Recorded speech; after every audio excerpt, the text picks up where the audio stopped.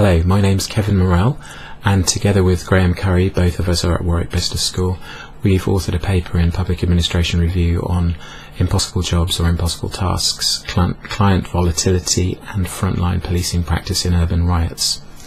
And I'm going to illustrate that with reference to two objects here. One, a slightly battered BlackBerry, and this being a colloquially what would be called a rubber bullet or a plastic baton.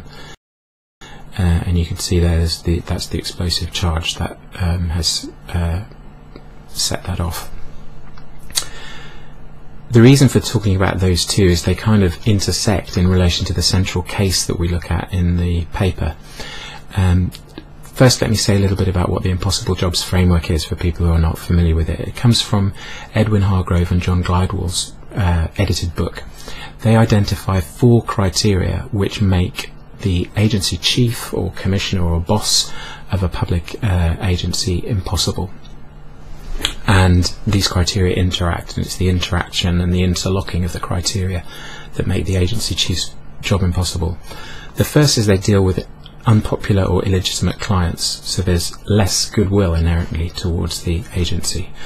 A second criterion is that stakeholders have conflicting values. They don't agree on what the best solutions are facing this unpopular client base. A third criterion is that the leader's authority is questioned, and a fourth is that the agency myth or the espoused purpose of the agency is also something people don't believe in. What happened during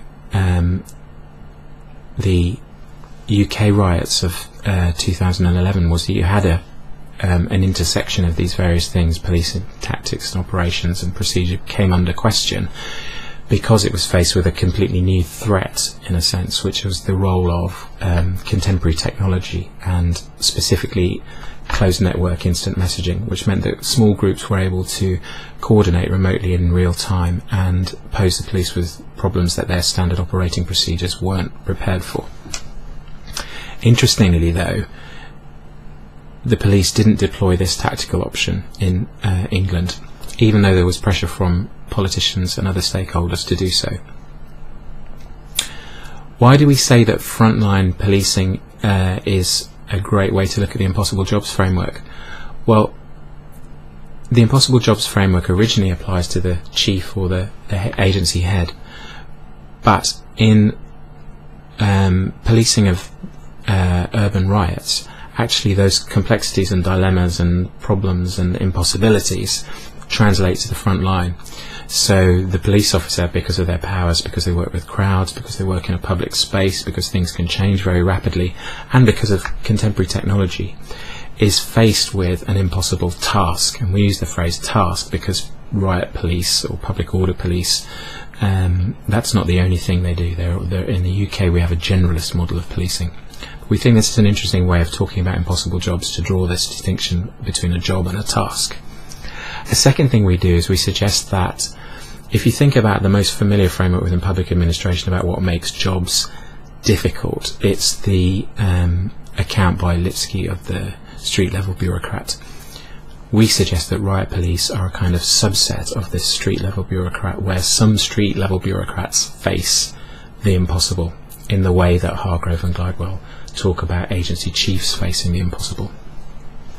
And a third contribution is to show how the client base has been overly static in the Hargrove and Glidewell's framework, which is a point made by Maranto and Wolf in 2012, also in Public Administration Review. In some situations, the client base fractures, or it can grow exponentially quickly, hence modern technology. So those are 3 extensions, 3 contributions based on a 3-year multi-method, multi-site study of public order, which, as happened at just happenstance, during the course of which the UK experienced unprecedented riots, which kind of throws some of these questions into really sharp relief. We hope you enjoy the paper. If there are any questions, then please do get in touch. I'm Kevin Morrell, and it's co-authored with Graeme Currie, both at Warwick Business School. Thank you.